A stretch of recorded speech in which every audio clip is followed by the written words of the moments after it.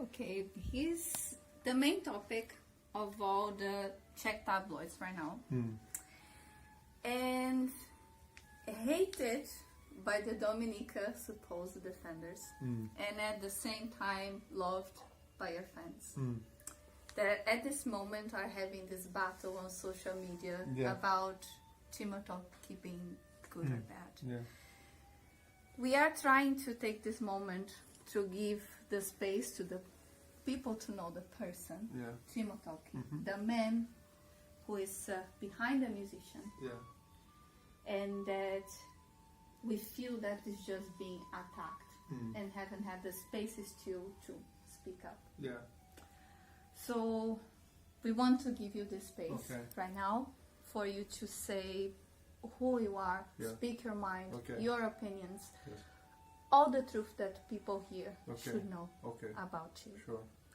I would just explain very briefly why I am here. I have been following Timo for close to 10 years now, and I translated his book Loneliness of 1,000 Years in 2011 to Brazilian Portuguese. And I could see the man behind the musician, and I feel a lot that there is a lot of injustice being brought to you in this country with judgment and everything. So let's try to get to know the real Timo. That's the point. First of all, thank you so much for taking your time, for giving us this interview. Thank you. And for talking to us. And I will make all some of the questions that people are asking a lot, and I will start with what brought you to Prague? My wife. I was in Mexico a couple of weeks. I left. The stuff was like that. We were in a very bad situation last autumn. So we had like eviction from our house because we didn't have the money to pay the rent. So we had like 6,000 euro debt. So they gave us a final notice that we had to leave 2nd of December. And that's when Dominica got job here. So she moved to Prague. So the blessed guys actually came in the car in the night. And I stayed alone.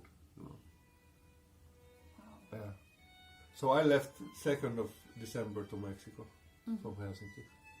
And there's no future for me in Finland because I have so big debts that nobody rents me a house in there. Here, yes, but not in there. So I came here because of Tommy, to see her. To see her. Yes. And one other question that a lot of people are bringing up, how did you get here? There are all these different things being said about different tabloids, paying your ticket, people bringing you to cause of the circus. No, I paid my own ticket. You paid your own ticket? You made your own way.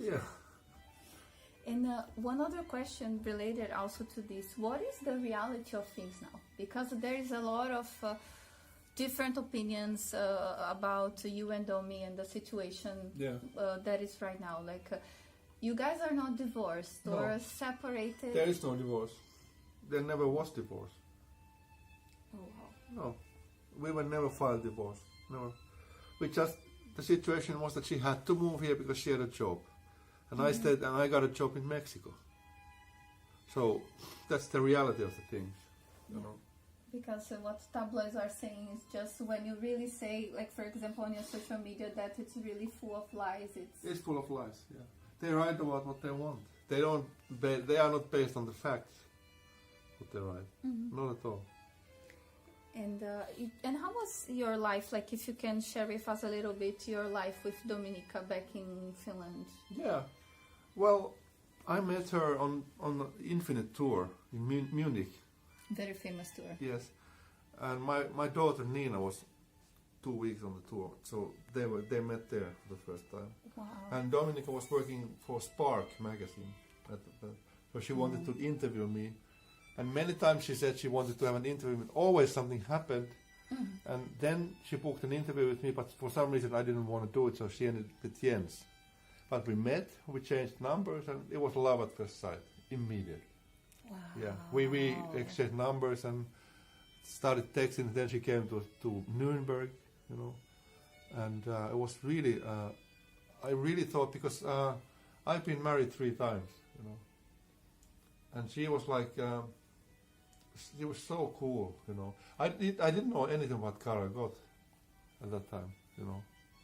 So you were, instead of all this that the media is doing here, in saying that you are the guy chasing fame and so on through Dominika, it was reversed. Yeah. You were the famous guy. Yeah, exactly. I guess so. Yeah. I mean, I'm famous. I've done 3,000 concerts in 52 countries. So you don't really have to prove anything to anyone. Yeah, I don't, and I'm not trying to prove anything. I just do my stuff, you know. No, and one thing that also a lot of people are asking, that you were, from my readings and research, that you were separated for some time before 2 different times. Yes. And this is the 3rd time that you're spending some time apart. Yeah. Now you explained the reasons. But what caused then like this separation at 3rd time? Jobs then? Yeah, it was always something. I mean, either I was psychotic, she got really scared. 2nd time she moved to Prague as well. But every time when there was a separation, we always saw almost every weekend. Mm-hmm. So the 2nd time when she left was 2012. And every week I flew here to see her. So she got a house, work, and again there was no divorce, but just victim of circumstances, you know. And separation just for some time, and you would get back together. Yeah, and eventually then she got this pre-inheritance, which is ridiculous amount. It's 150,000 euros. So she moved back to Finland. We rented a house. She paid all the stuff, all the furniture, TVs, and everything, you know. Mm. Okay. Because she was always very generous. She is generous person. So. She sounds like a big mom type, like from what I read from her, from what I see from her, just is very caring, very sweet. She's very kind. She doesn't want any bad things to anyone. And very reserved as well, like from being the daughter of supposedly who she is. She's not reserved. I don't think so. The quiet, but I mean, like in the quiet, in certain ways, like she keeps to herself and she doesn't want attention. And no, she doesn't want at all. No. She never asked to be the daughter of Karel Gott. That is a strong mistake. Yeah. No. And one other question that also came, a lot of people asking and debating, and it's quite a strong one. Why didn't you come to Karel Gott's funeral? Because I was not invited. I was told specifically by Ivana Gottova that don't come. In WhatsApp, face to face. Yeah, you're not wanted. You're not wanted. Okay. And I didn't have the money to buy the ticket. I should have been next to my wife in the funeral, because when you see it on YouTube, there is no emotions in Ivana's face the whole time. Nothing. It's absolute nothing. But you see Dominika is like really sad, you know. Like outside of the crematorium when there was the coffin, she was so sad.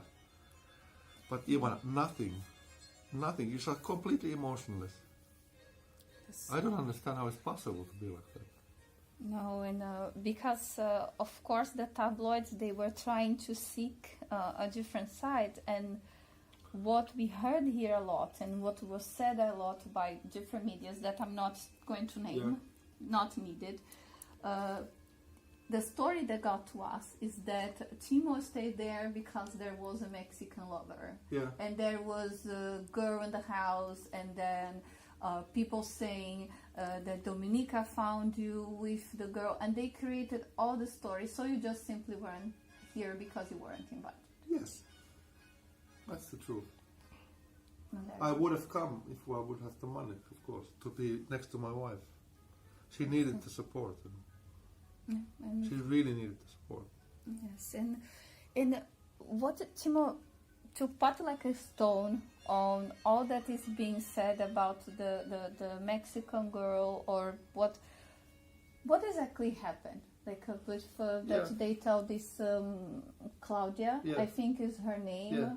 You were seeking, I think, a singer for a project. Yes. And what happened, and what is her role like in the story? Because I can tell you from what I have read here, the story here is that she was the person who caused this third separation. No. That there was cheating, that there was this whole circus and this whole story, and that then the separation happened and that you guys are not getting back. What happened? How she came into your life? And I was looking for a female singer for a project because I like to write songs for female singer. So I was looking, and I got like 50 applications. Wow. I listened to every bit, and she was by far the most talented, you know. So I invited her to Helsinki. She paid her own ticket, and we stayed 3 weeks writing songs. Even we wrote one song for Finnish Eurovision Song Contest. Really? Yeah, but we didn't get there, but we wrote a song. Wow. And all the songs, you know, I've been around. I've been working with some of the biggest guys in metal, you know, producers and musicians, Kiss, Kekotibelto, you know, all this Fabio Leon, all. So with Claudia, the songs were born in like 5 to 10 minutes, sometimes 1 minute. Wow. Never happened to me. So we wrote the songs, and then she returned to Mexico, and then happened very weird thing because we agreed that we finished the project there. We record everything, you know, she sings and I mix. But suddenly she filed restriction order to me and blocked me in WhatsApp. So I landed to Mexico and she was nowhere. And I didn't know for a week what happened, you know, because she never gave me a reason. Wow. Yeah.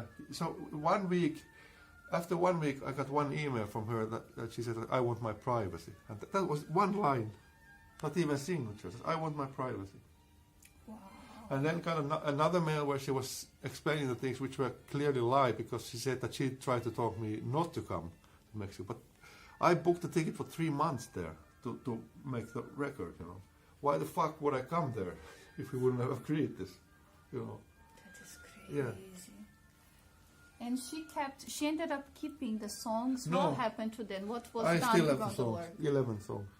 I don't know. 11 songs. songs, yeah. Brand new stuff. Really good songs too.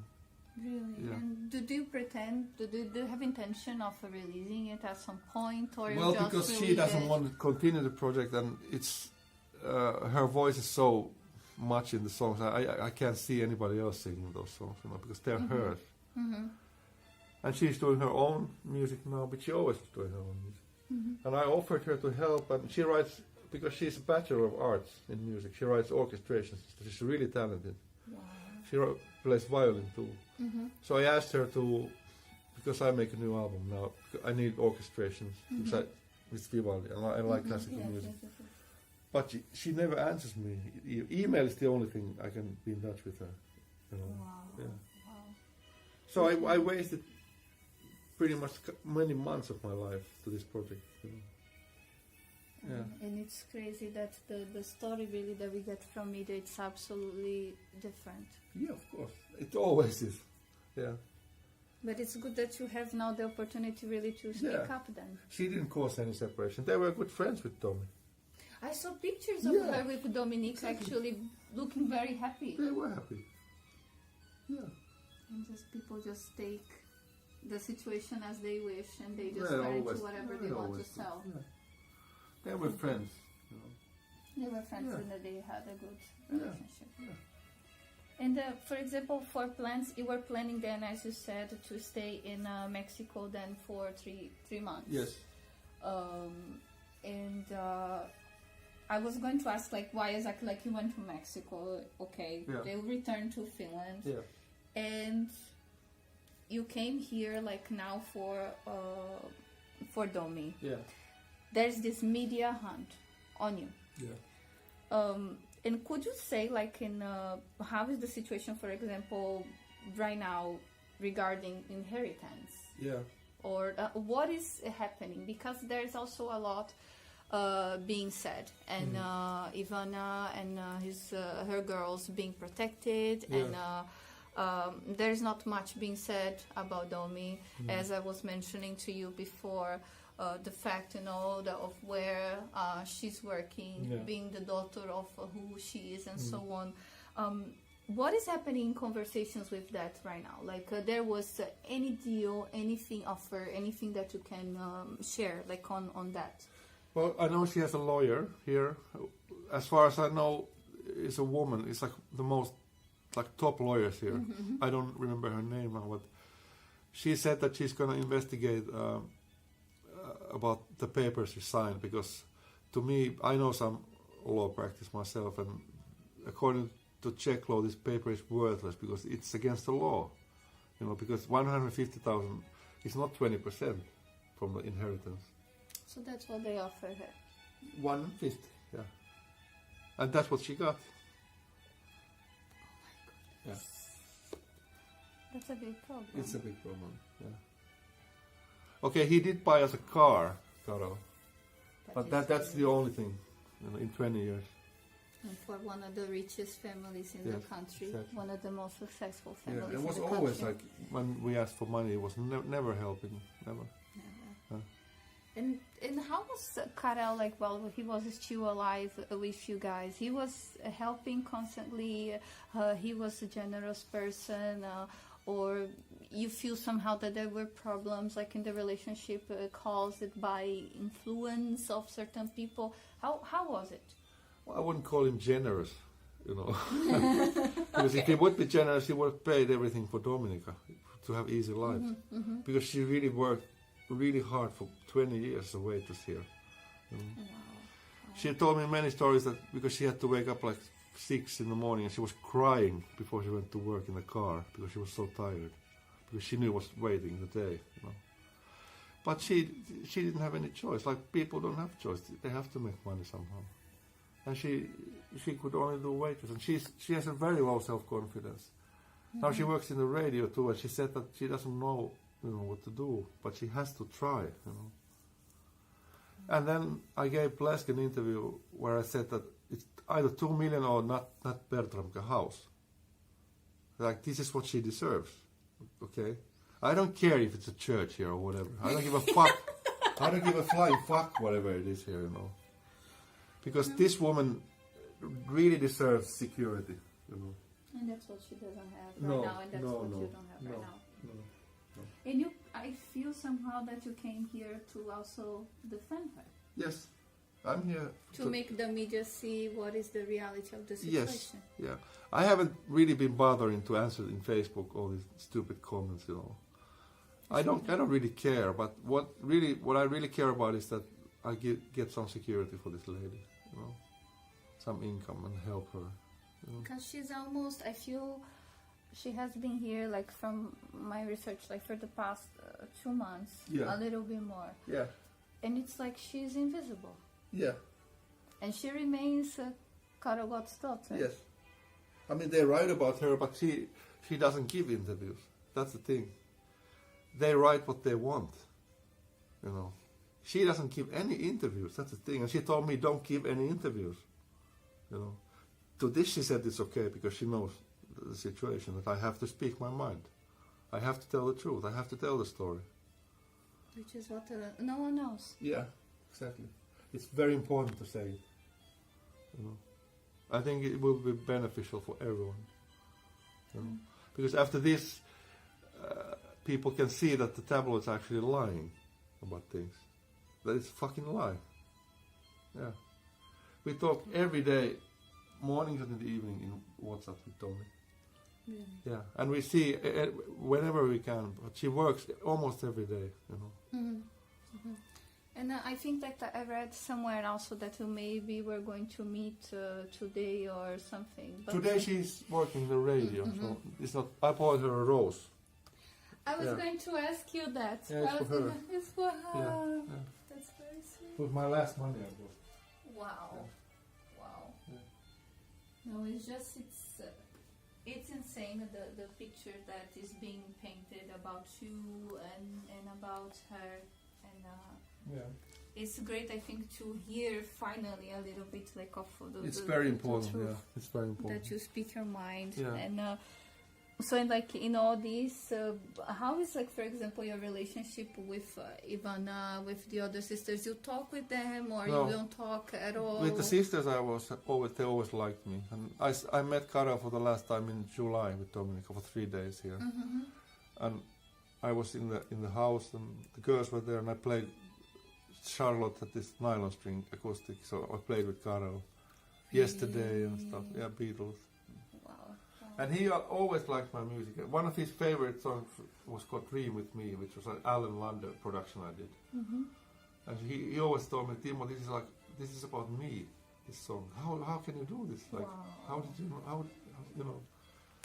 And whenever we met there, he was always like hugging me, and really, we were really close. I called him every week. We talked. Really? Yeah. Really? No, and it was like the next question that I wanted to ask, like how close you were, if you were really friends, because on social media yesterday that you posted a comment, then it came this shower of bad comments from Czechs that don't you dare to say that you're close to him, don't you dare to say anything, you don't know this man. And you were mentioning, for example, that there were plans, like even for making music together. I did songs. Really? Yes. Really? Because who would not want to write music for that voice? The angelic voice. Yes. Yes. Would be really perfect. But again, it was Ivana who said no. Yeah. Really? Yes. So she stopped a lot of it. She stopped a lot of stuff. And sorry to say, but Kara was always under the thumb of this woman. Really? Yeah, like big time. That's why always this 150,000 was actually Ivana's idea, not Kara's. Yeah. Of course, he should have be more manly to give something for a daughter, you know. And why you think that she had always such control over this man who's a legend? Well, many big guys are like very soft when it comes to this. John Lennon was the same with Yoko, you know. It's a similar stuff. So I actually don't know. I'm not like that. You know? I always speak my mind.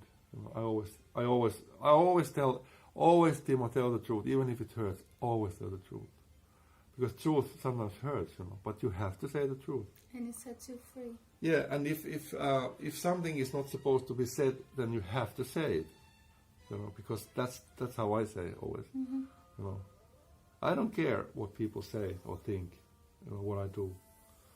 I'm honest and truthful to myself, and I'm honest with my spirit. So that's enough for me, you know. So and if I'm honest with me, you know, nothing can go wrong. That's true. Yeah, because in the history, even all the tyrants always have in the end lost, you know, because the good will always win in the end, always, every time it has happened, you know, and so will be in this case too. I know that, you know. I have no doubts. No, I haven't. And like one other thing that I want to bring up regarding mental illness. Yeah. You discussed it in a lot of detail.